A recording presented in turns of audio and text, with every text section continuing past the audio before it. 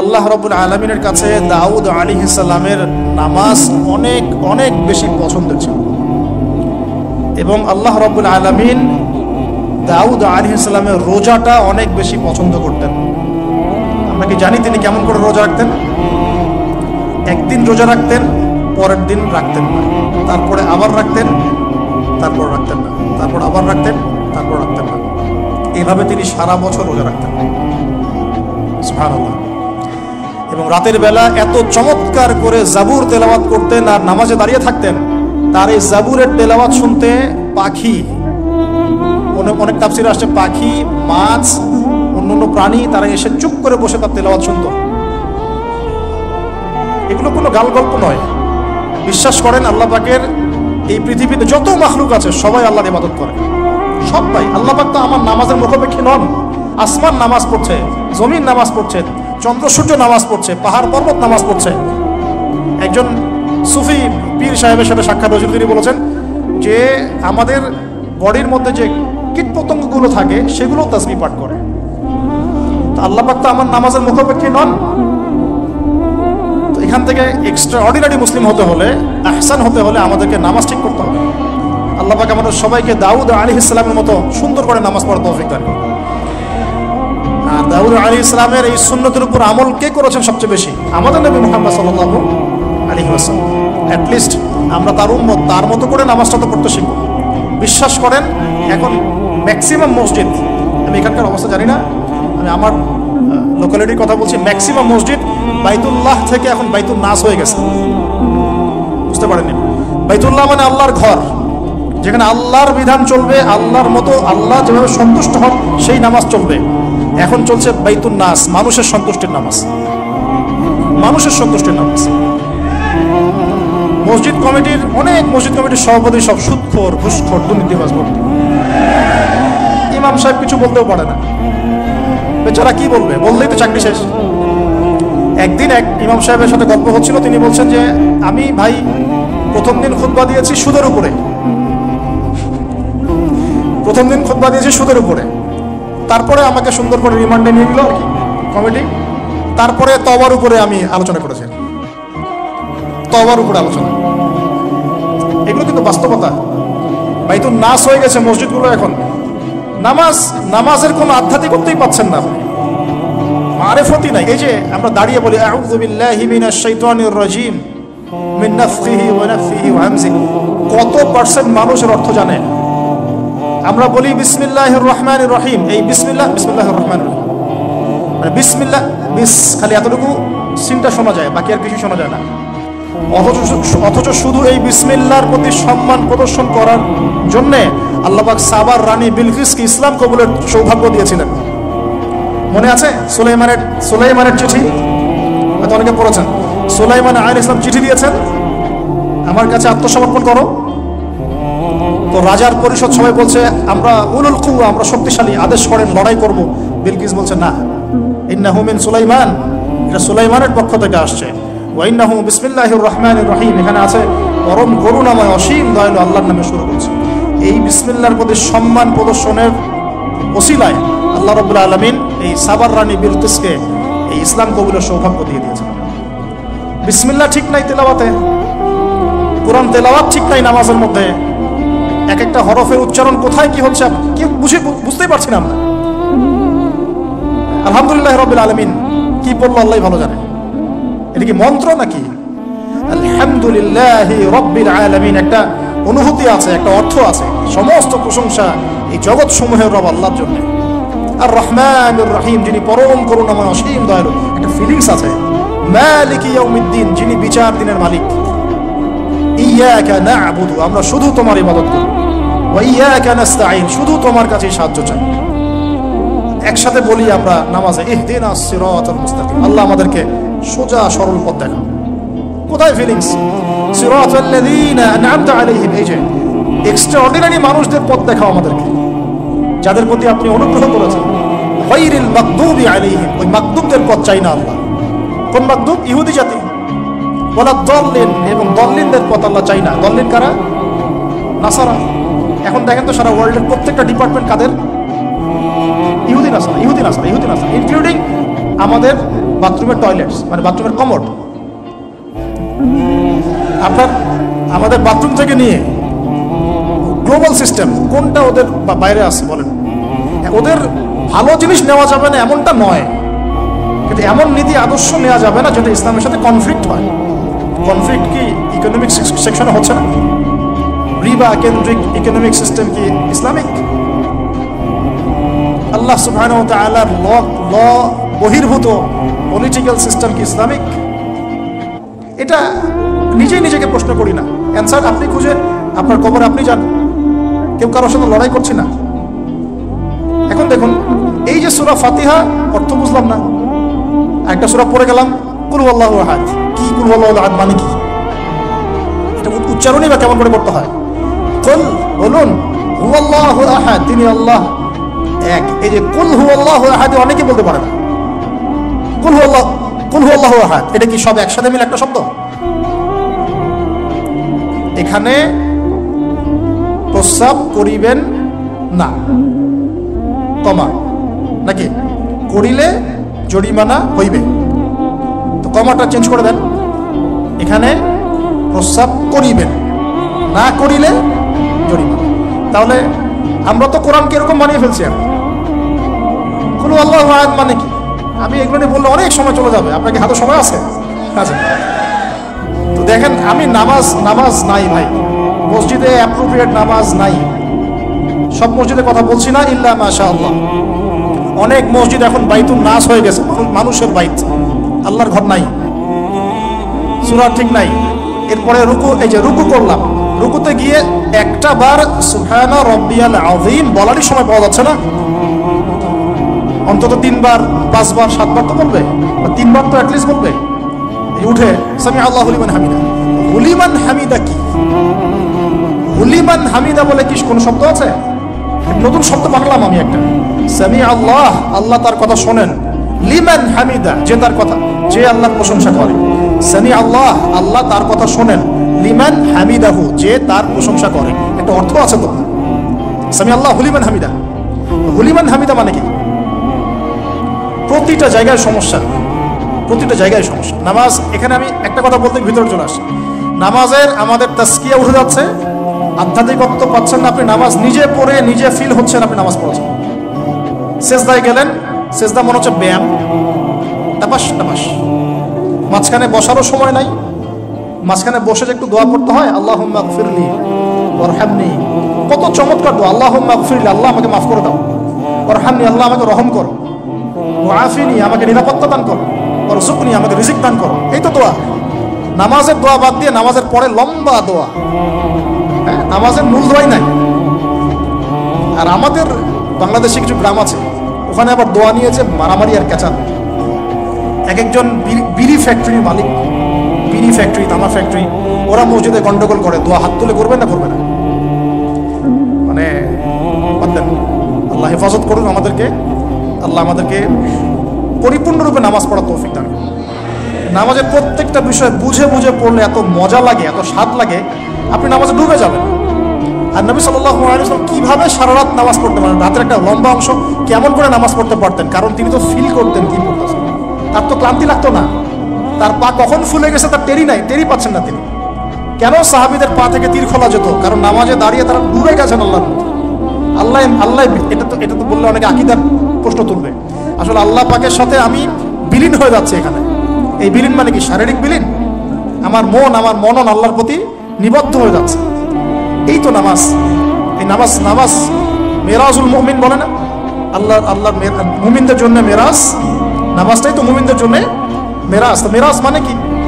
সাক্ষাৎ, দেখা সাক্ষাৎ। আমাদের নামাজে তো আল্লাহর কোনো ফিলিংসই আসে না। সেজদা করছে, সেজদায় নবীজি বলেছেন বেশি বেশি দোয়া করো, কারণ সেজদায় যে দোয়াটাই করবা কবুল হয়ে যাবে ইনশাআল্লাহ। তো সেজদায় তাসবিহ পড়ারই টাইম পাচ্ছি না, দোয়া করবো কখন?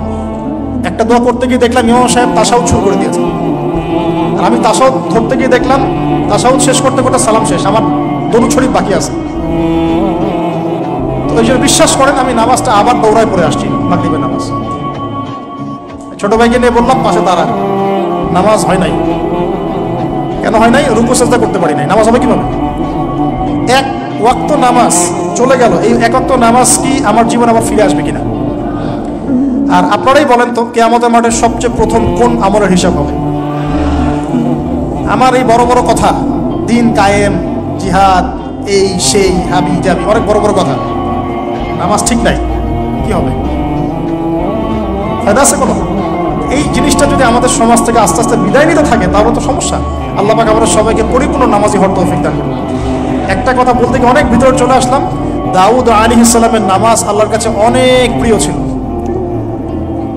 আর তার সওম রোজা আল্লাহর কাছে অনেক প্রিয় ছিল। আমাদের সবাইকে আল্লাহ পাক এই মহামানবের জীবন থেকে নামাজ শেখার তৌফিক দান করুন, রোজা রাখার তৌফিক দান করুন।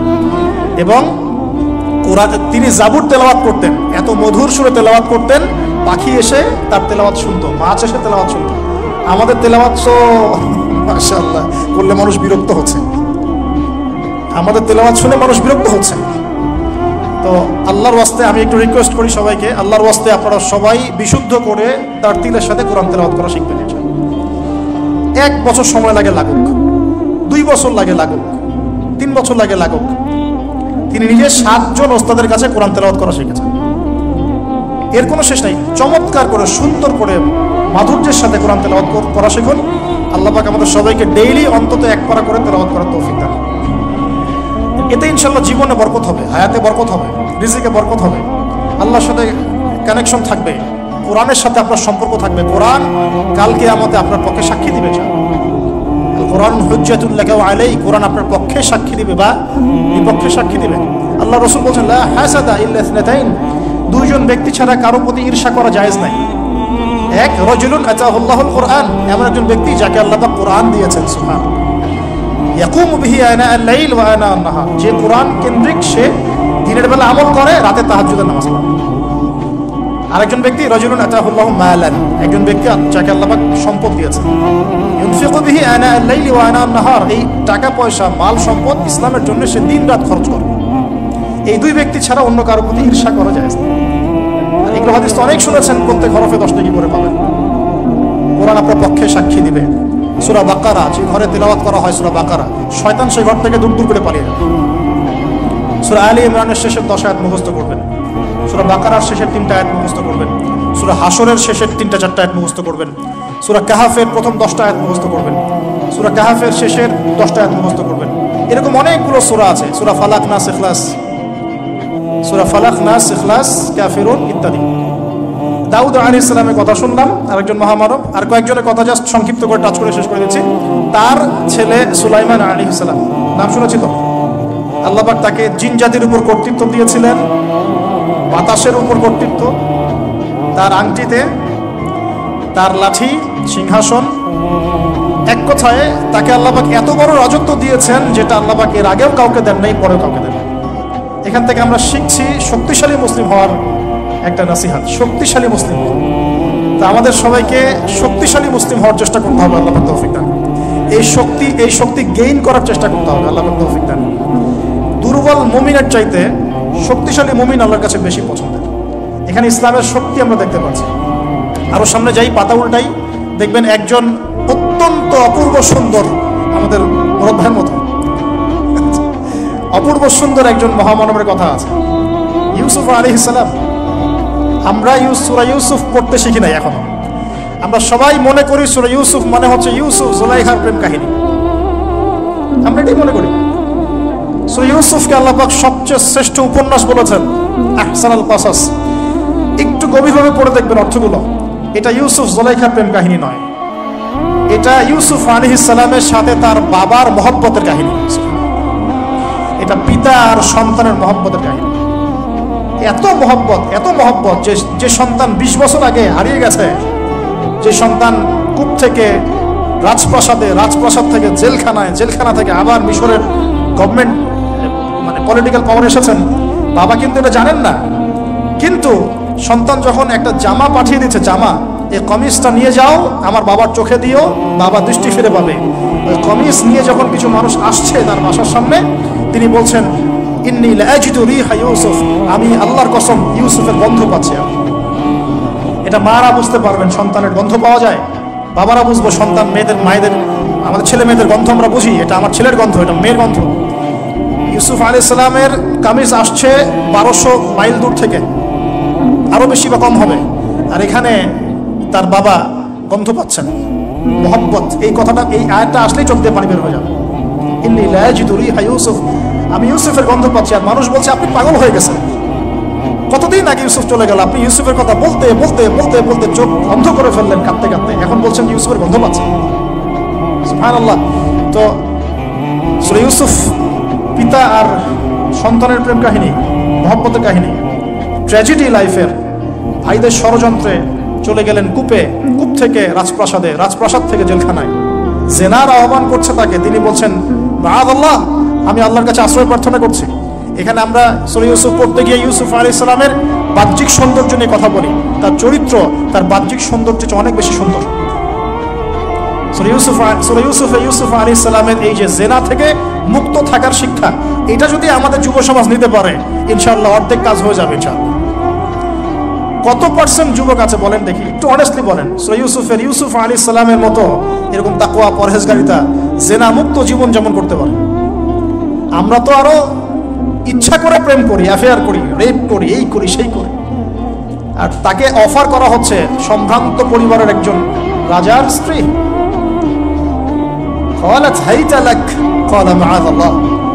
তাহলে এই মহামানব জীবন থেকে শিক্ষা আছে। আরেকটা বিষয় আছে রুইয়াল হক, এখানে সত্য স্বপ্নের কথা আছে। তাই যারা বেশি পরহেজগার হবেন আপনারা কিন্তু সত্য স্বপ্ন দেখবেন এবং স্বপ্নের সত্যতা ডিনাই করবেন না। শেষ জামানায় মুমিনের স্বপ্ন বেশি বেশি সত্য হবে। যদি সত্য স্বপ্ন দেখেন, ভালো স্বপ্ন দেখেন, প্রিয়জন কোনো প্রিয় মানুষকে বলবেন। যদি দুঃস্বপ্ন দেখেন, খারাপ স্বপ্ন দেখেন, কাউকে বলতে যাবেন। এখানে পড়লে আপনি দেখবেন কাফেরের স্বপ্ন সত্যি হয়েছে। আরেকটা স্ট্র্যাটেজি আছে সূরা ইউসুফের, এর আগে একটা লেকচারে বলেছিলাম। ইউসুফ আলাইহিস সালাম এমন অর্থনৈতিক পরিকল্পনা গ্রহণ করেছিলেন যার ফলশ্রুতিতে মিশরের লক্ষ লক্ষ মানুষ দুর্ভিক্ষ থেকে বেঁচে গেছে।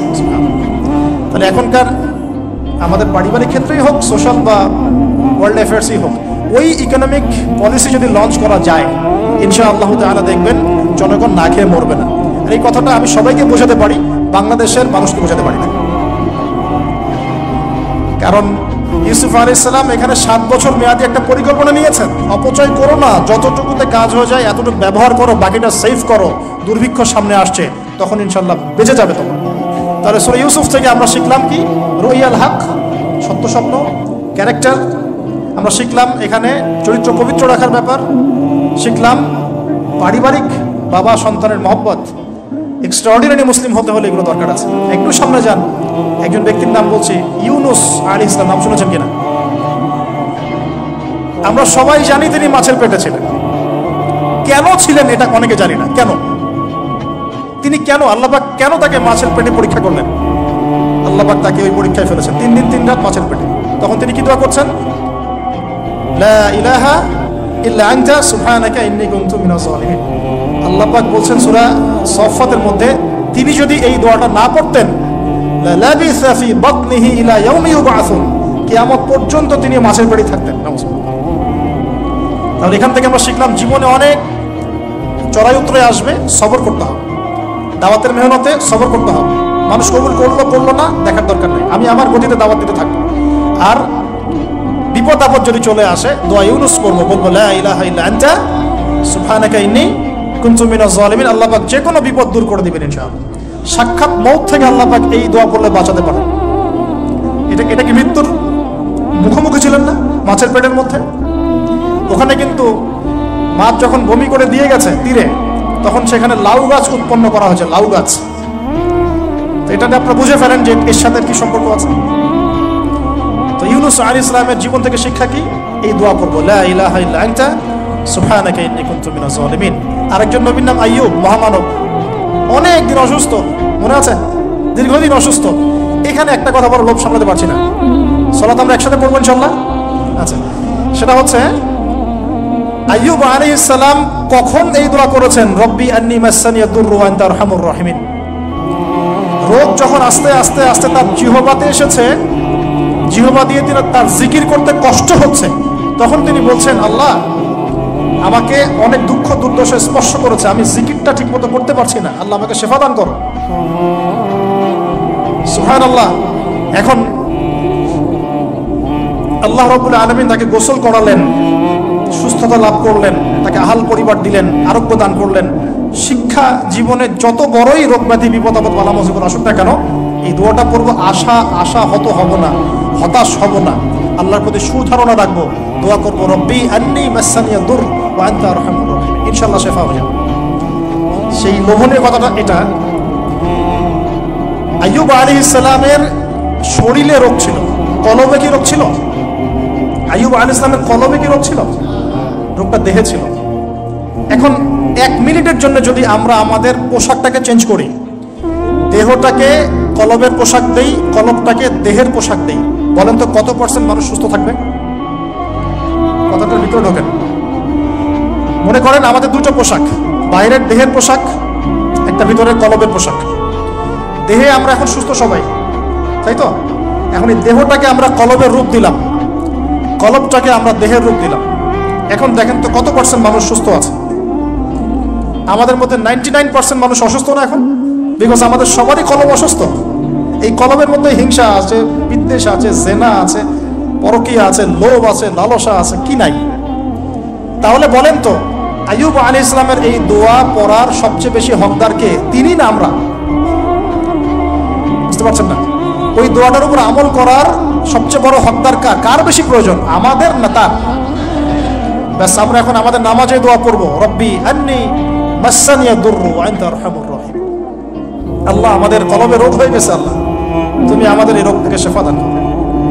কারণ কলব শেফা না হলে কোনোদিনও আমাদের আমল কিন্তু কবুল হচ্ছে না।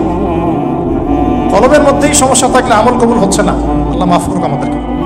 এখন কলব পরিষ্কারের কয়েকটা টিপস। 1, ডেইলি একবার করে হলেও চিন্তা করতে হবে যে আমরা এই পৃথিবীতে থাকতে আসি নাই, আমাদেরকে যেতে হবে। একবার করে হলেও চিন্তা করতে হবে। 2, ডেইলি 1 পারা কোরআন তেলাওয়াত আপনাকে আল্লাহর দিকে নিয়ে আসবে, কলব পরিষ্কার হবে।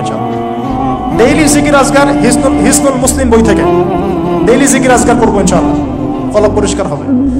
আল্লাহওয়ালা মানুষের সাথে দেখা সাক্ষাৎ করবেন, কলব পরিষ্কার হবে। কবরস্থানে গিয়ে কবর জিয়ারত করবেন, কলব পরিষ্কার হবে। অন্যের প্রতি গীবত, বিদ্বেষ, হিংসা, পরশ্রীকাতরতা রাখবেন না, কলব পরিষ্কার হবে। সবচেয়ে বড় কথা, সিজদায় যারা বেশি বেশি দোয়া করতে পারে তাদের অন্তর পরিষ্কার হয়ে যাবে। আল্লাহ পাক আমাদের সবাইকে আইয়ুব আলাইহিস সালামের জীবন থেকে শিক্ষা নেওয়ার তৌফিক দান করুন। মুসা ঈসাকে একসাথে বলছে, দুজনকে আল্লাহ পাক কেরামত দিয়েছেন, কেরামত, মহামানব কেরামত। লাঠি ছুঁড়ে মারছেন, সাপ হয়ে যাচ্ছে। মৃত মানুষের গায়ে আল্লাহর নামে হাত বুলাচ্ছেন, দাঁড়িয়ে যাচ্ছে। অন্ধ ব্যক্তি চোখে হাত বুলাচ্ছেন, তাকিয়ে দেখছেন, দৃষ্টিশক্তি ফিরে পাচ্ছে। দুজনকে আল্লাহ পাক কেরামত দিয়েছেন, কেরামত। একজনের সাথে আল্লাহ পাক কথা বলেছেন, আর একজনকে আল্লাহ পাক বিনা পিতায় সৃষ্টি করেছেন, সুবহানাল্লাহ। যাকে আল্লাহ পাক এখন উপরে উঠিয়ে নিয়েছেন, আবারও আসবেন ইনশাআল্লাহ তাআলা। ওই আনফিনিশড জব তার এখনো বাকি আছে। সেটা হলো ওই জেরুজালেম থেকে দ্বীন ইসলামের পতাকাকে বুলন্দ করবেন ইনশাআল্লাহ, এবং সারা বিশ্বে ইসলামী খেলাফা আবারও কায়েম করবেন ঈসা আলাইহিস সালাম, এবং মিথ্যা মাসিহুদ দাজ্জালকে হত্যা করবেন ঈসা আলাইহিস সালাম। তার আগ পর্যন্ত জিউসদের সময়, এর আগ পর্যন্ত ওদের সময় তারা লম্ফ জম্প জুলুম নির্যাতন করতে থাকবে। এটাই হবে তাদের শেষ ধ্বংসের পরিণতি। এরপরে তারা কখনোই পৃথিবীর বুকে মাথা তুলে দাঁড়াতে পারবে না। তো তাদের দুজনের জীবনে অনেক শিক্ষা আছে। মুসা আলাইহিস সালাম কে আল্লাহ পাক ফিরআউনের কাছে পাঠিয়েছেন। কোরআনের পাতায় পাতায় মুসা ফিরআউন, মুসা ফিরআউন, মুসা ফিরআউন। আল্লাহ পাকের কি অলৌকিকত্ব, মানে কি নিদর্শন! যেখানে আবু জাহেল সেখানেই মুহাম্মদ, যেখানেই আজার সেখানেই ইব্রাহিম, যেখানে ফিরআউন সেখানেই মুসা। তার এই যুগেও যেখানেই যত বেশি করাপশন, যত বেশি অন্যায় অবিচার, সেখানে তত বড় মুমিনের জন্ম হবে ইনশাআল্লাহ। আল্লাহর পক্ষ থেকে নবুয়ত পাওয়ার পরে তিনি দোয়া করছেন, আল্লাহ আমার এত সাহস নাই, আমার এত সাহস নাই, শক্তি নাই, আল্লাহ আমি দুর্বল। তার মধ্যে একজন মানুষ আমার এক থাপ্পড়ে মারা গেছে ওদের ওখানে, মনে আছে? থাপ্পড়ে না, সরি, ঘুষি ফাওয়াকাসাহু ফাকাদা আলাইহি, এক ঘুষি দিয়েছেন। এই যে এক ঘুষি দিয়ে মানুষ মেরেছেন মুসা আলাইহিস সালাম, মানে অ্যাক্সিডেন্টলি, ইচ্ছা করে না। এটা থেকেই ওই যে চাইনিজ মার্শাল আর্ট শুরু হয়েছে, এক ঘুষিতে মানুষ মারা যায়। বিশ্বাস করছে না? এই যে টেকনিক, এক ঘুষিতেও মানুষের মৃত্যু হতে পারে, এমন স্পট আছে মানুষের দেহে। এখান থেকে শিল্প গড়ে উঠেছে, মার্শাল আর্টস গড়ে উঠেছে না? তো মুসা আলাইহিস সালাম বলছেন আল্লাহ আমার এই সমস্যা, আল্লাহ বলছেন এই দোয়া করো, রব্বিশ রহলি সদরি। আমরা কি দোয়া করবো তাহলে? রব্বিশ রহলি সদরি, আল্লাহ আমার এই কলিজাটা বড় করে দাও। মানে আমার কলিজা বড় করো মানে কি? সাহস বাড়িয়ে দাও। দিনের দাওয়াত দেওয়ার জন্য কি লাগে? সাহস। আমার সাহস বাড়িয়ে দাও। একজন আলেম বলেছিলেন 3টা জিনিস লাগে, জ্ঞান, সাহস, ধৈর্য। দিনের দাওয়াত দিতে এবং দিন বিজয় করতে 3টা জিনিস লাগবে, জ্ঞান, সাহস, ধৈর্য। এবং সেই আলেম আপনাদের খুব পরিচিত একজন, নাম বলছে না। হে আল্লাহ আমার বক্ষকে প্রশস্ত করো, ওয়াসিরলি আমরি, আমার কাজকে সহজ করে দাও। আমার কাজ সহজ নয়, কাজটা সহজ করে দাও। ওয়াহলিল উকদাতাম মিন লিসানি, আমার জড়তা আছে জিহ্বায় দূর করে দাও। ইয়াফকাহু কওলি, যাতে করে আমার কথা মানুষ বুঝতে পারে। ডক্টর জাকির নায়েক এই দোয়াটার উপর খুব বেশি আমল করেন। আপনারা কি দেখেছেন না লেকচারে? এই দোয়াটার ব্যাপক ফজিলত আছে। ইনশাআল্লাহ এই দোয়ার উপর যারা আমল করবে আল্লাহ পাক তাকে প্রশস্ত সদর দিবেন, জ্ঞান দিবেন, সাহস দিবেন। ইনশাআল্লাহ দাওয়াতের ক্ষেত্রে সে না জড়তামুক্ত কথা বলতে পারবে ইনশাআল্লাহ। এই কাজগুলো আমাদের করা উচিত। সবচেয়ে বড় কথা, তিনি ফেরাউনকে দাওয়াত দিয়েছেন। তাহলে বুঝলাম দাওয়াতের কাজ আস্তে আস্তে আস্তে আস্তে ওই পর্যায় পর্যন্ত যেতে হবে কিনা। তাহলে এখনকার বিশ্বে কি ফেরাউন নাই? এখনকার বিশ্বে ফেরাউন নাই? অল্প কিছু জায়গা বাদ দিয়ে ম্যাক্সিমামই তো ফেরাউন। অল্প কিছু জায়গা বাদ দিয়ে ম্যাক্সিমামই ফেরাউন, হামান, কারুন, নমরুদ। আর এই কথাটা বলার সৎসাহস থাকা উচিত। কোন দৃষ্টিকোণ থেকে বলা হচ্ছে? বিকজ আল্লাহ পাকের আইন আপনি মানছেন না, আল্লাহ পাকের কোরআন আপনি মানছেন না, নবীর সুন্নত মানছেন না। উতবা সাহেবা, রাবিয়া, তোমরা ইসলাম কবুল করো। তারা করে নাই বলেই তো বদর হলো। তারপরে সমাজ পরিবর্তন। একটা হাদিস আমাকে প্রেরণা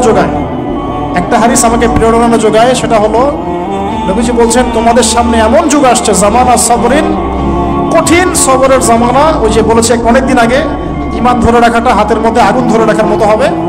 ওই জামানায় যে ব্যক্তি আমার সুন্নতের উপরে লিল মুতামাসসিক, আমার সুন্নতের উপরে একদম দৃঢ় থাকতে পারবে, আজরুনা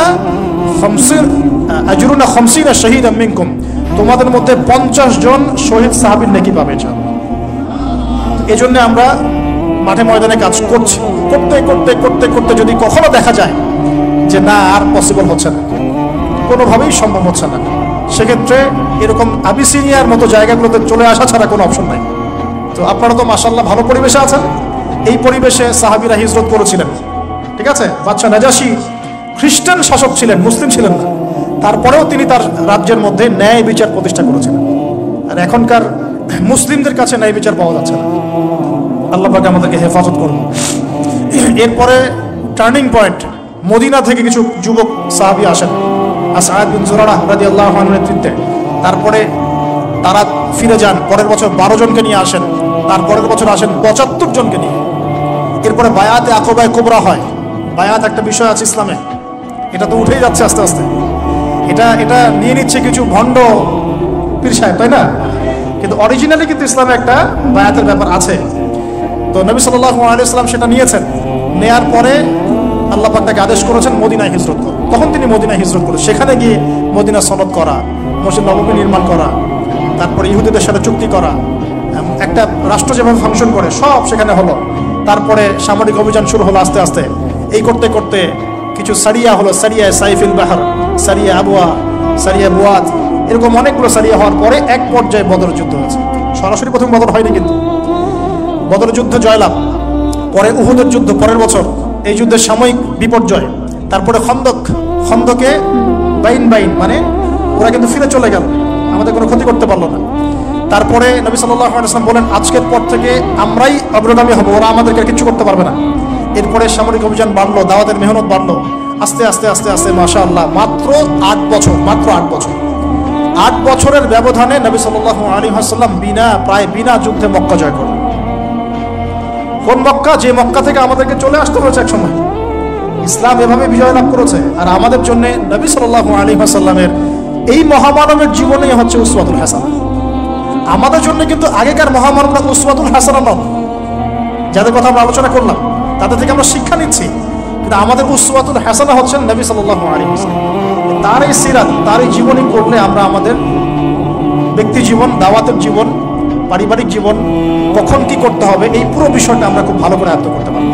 আল্লাহ রাব্বুল আলামিন আমাদের সবাইকে নবী সাল্লাল্লাহু আলাইহি ওয়াসাল্লামের জীবন থেকে শিক্ষা নেওয়ার তৌফিক দান। তিনি উম্মার কল্যাণকামী ছিলেন, আমাদেরকে তিনি ভালোবাসতেন, আমাদের জন্য এত কষ্ট করেছেন, তিনি চলে গেছেন, রেখে গেছেন আমাদের কাছে এই দ্বীন ইসলাম। এটাই আমানত, আমরা ছাড়া এরপরে আর কোনো নবী আসছেন না, আমাদের কাঁধেই দায়িত্ব। অতএব শুধু ওলামায়ে কেরামদের কাঁধে দায়িত্ব নয়, আমাদের সবার কাঁধেই দায়িত্ব। যখন ওলামায়ে কেরামরা দায়িত্ব পালনে অবহেলা করবে, আল্লাহ পাক আপনাদেরকে নিয়ে আসবে এখানে ইনশাআল্লাহ। আল্লাহ পাকের কোনো পরোয়া নাই, কিন্তু আল্লাহ পাকের কোনো পরোয়া নাই। যদি আমরা ওলামায়ে কেরামরা দায়িত্ব পালন না করি, আল্লাহ পাক আপনাদেরকে নিয়ে আসবেন এই চেয়ারগুলোতে বসাবেন ইনশাআল্লাহ। অতএব এই উম্মর সবার দায়িত্ব আছে। নবী সাল্লাল্লাহু আলাইহি ওয়াসাল্লামের সেই আদর্শ তার পরবর্তীতে বাস্তবায়ন করেছেন আবু বকরের মতো সাহাবী রাদিয়াল্লাহু আনহু, ওমর ইবনে খাত্তাবের মতো সাহাবী, উসমান বিন আফফানের মতো সাহাবী, আলী ইবনে আবি তালেবের মতো সাহাবী। এরপরেও উমাইয়াদের 93 ইয়ার্স, আব্বাসীয়দের প্রায় 500 বছর, উসমানীয় খেলাফত, ফাতেমি খেলাফত, কর্ডোবা ইসলামী খেলাফত, আপনার মামলুকদের শাসন, মুঘলদের শাসন, আফগানদের শাসন, হতে হতে হতে হতে এই 1917 সাল পর্যন্ত সারা বিশ্বে এগুলোই চলেছে আলহামদুলিল্লাহ। লাস্ট 100 বছরে মাশাআল্লাহ আমরা আমাদের ট্র্যাক হারিয়ে ফেলেছি। কি করলাম? আমরা ঈমান থেকে সরে আসলাম, তাকওয়া থেকে সরে আসলাম, হারাম খাওয়া শুরু করলাম, জেনা করা শুরু করলাম, দ্বীনি ইলম অর্জনের চেষ্টা করলাম না, পর্দার বিধান কায়েম করলাম না, দাওয়াতের মেহনত করলাম না, ইসলাম প্রতিষ্ঠার কোনো জজবা রাখলাম না, ইত্যাদি করতে করতে আমাদের উপরে তারা চেপে বসে গেল। এখন পর্যন্ত এই অবস্থাতেই আছে। এখন আমরা কি চাই এই অবস্থাতে কিয়ামত হোক, নাকি আগামী ইসলামের যে বিজয়গুলো আসবে সেখানে আমরাও কিছু ভূমিকা রাখি? আমরা যদি ভূমিকা রাখতে চাই যার যার জায়গা থেকে, এই কয়টা কাজ আমরা একটু করার চেষ্টা করি। আল্লাহ পাক তৌফিক দান। 1, পুরো কোরআনটা পড়বো ইনশাআল্লাহ। 2, হাদিসের কিতাবগুলো মোতালা করবো ইনশাআল্লাহ।